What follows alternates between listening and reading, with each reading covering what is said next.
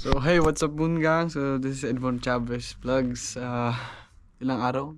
8 days ako hindi 8 days have been passed that I didn't upload a new video. So Moon Gang, ang lamig dito. Alam niyo kung bakit? Tingnan niyo. Yan. Nag-yellow. Nagpuputi-puti yan. Tagal na to. Oh. Napakalamig talaga.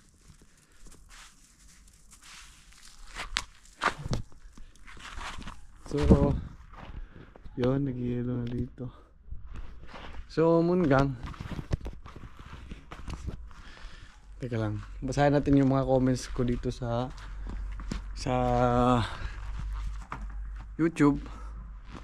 Pasensya na kayo Moon Gang kung hindi ako nakaka-upload ng video. Pasensya na po.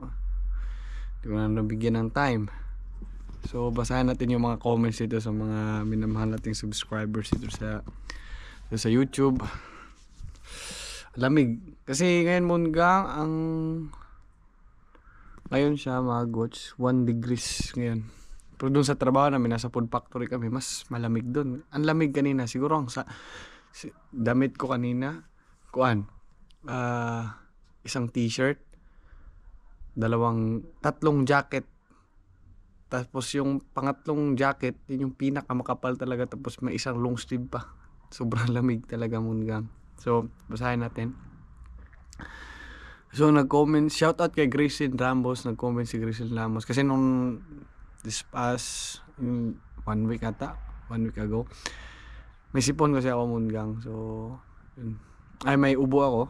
Tapos masakit yung ulo ko. Hindi ako nakapasok for 3 days Moon Gang. Get well soon daw. Thank you so much Grayson Ramos. Shoutout to you. Nag-comment si Gab5526, sabi niya, Sir, nung nagpunta kayo ng Italy, ano po yung process at kailan?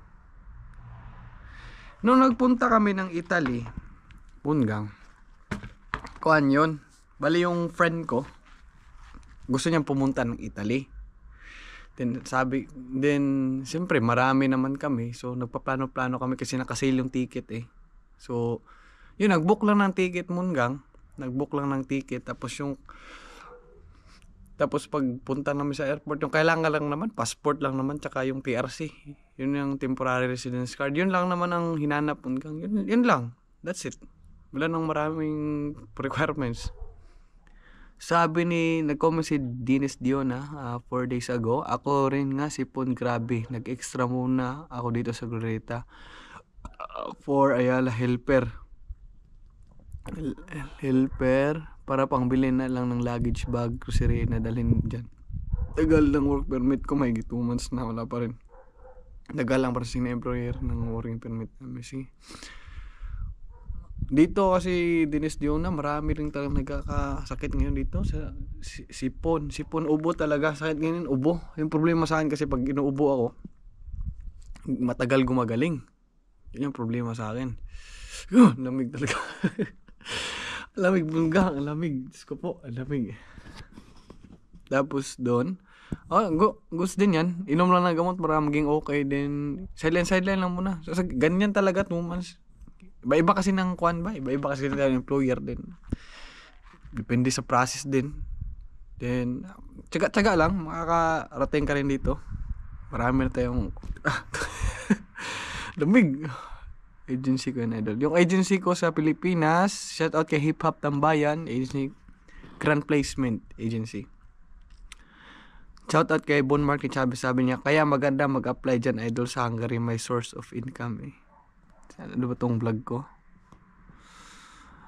Kasi nung may vlog kasi ako na yung nagbenta kami ng sakong plastic bottle sa Penny Store. Kasi yung mga plastic kasi Moon Gang, binibili yun eh, 54 per bottle. Pero hindi naman siya gaano kalakihan, pero tiyaga lang din. May kuhan din. Goods lang din siya. Makakuha ka rin ng pera.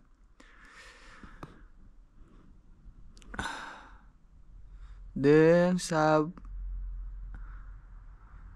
sabi ni Blackpink Fanatics 522, 9 days ago nag-comment siya, paano yun boss, yung contract nyo babayaran nila? Then nag-comment siya dito sa vlog ko na bakit nga ba kami tinatanggal sa company namin dito sa Hungary, doon sa Samsung SDI.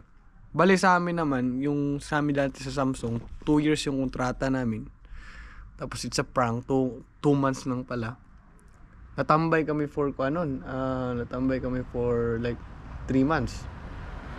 Then while tambay kami ng 3 months, pinasahudan kami ng basic pay lang, Munggang basic pay. Pero hindi talaga yung buong kontrata binayaran, hindi. Nilipat kami ng ibang kumpanya. Nung pagkatambay na parang binayaran lang kami ng agency. Ganon. Then sino pa ba?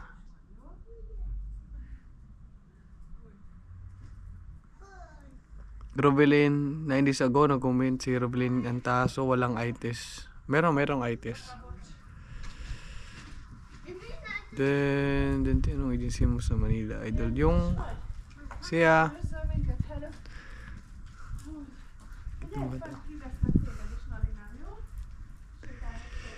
Kitong bata. Then, anong agency sa Manila, mga idol? Ang agency ko sa Manila is Grand Placement Agency. Sabi niya, shoutout kay Jovi Dihan, nag-email kasi sa akin si AS2, pinareport na ako, warehouse staff daw ako. Goods yan! Grab mo na yan! Grab mo na yan! Kung sino yung mauna, grab mo. Yung gusto talaga yung buhok mo, Munggang ba? Tanong idol, may bayad ba punta? Salamat to. Usually may bayad talaga, Munggang. Like, yung mga kabatch ko, sa pagkakaalam ko, 28,000 placement fee. Pero kung sa totoo lang, Munggang, wala naman talagang bayad lang eh. Kuan lang yan ng agency, yung tawag nitong extra income ng agency lang yan. Pero sa totoo, wala talagang kuan yan. Walang placement fee talaga. Pero wala kayong magagawa kasi tayo nag-apply, kayo ngangailangan ng trabaho. So, ganun talaga. Prepare ka ng 28,000. Swerte ka na lang kung wala kayong babayaran. Then, shoutout kay Dicasio Ceresa. Sa vlog ko na paano mag-apply sa bansang Hungary. Sabi niya, dream ko din makapag-abroad kahit saan basta malaki sahod. Willing to ako matuto as a factory worker. Oo. Kahit saan namang basta sulit lang yung yung sahod ba. Goods yung pagpapasahod, hindi naman yung sobrang liit. Yung masatisfied naman tayo ba. Sino pa ba? Nag-comment 13 days ago, nag-comment si Kuya Ronel TV. Sabi niya, may height limit po ba? Depende po sa company, may iba po na kailangan ng height limit. Ba't naglakad kayo? Okay. Ayos lang ba? Jayar. Apply ka ng Kuya Ronel TV sa Hungary yun. Apply ka na. Shoutout kay Jayar De Luna 493. Idol, ayos lang ba dyan kahit di maalam mag-English? Oh, hello. Hi, ma'am.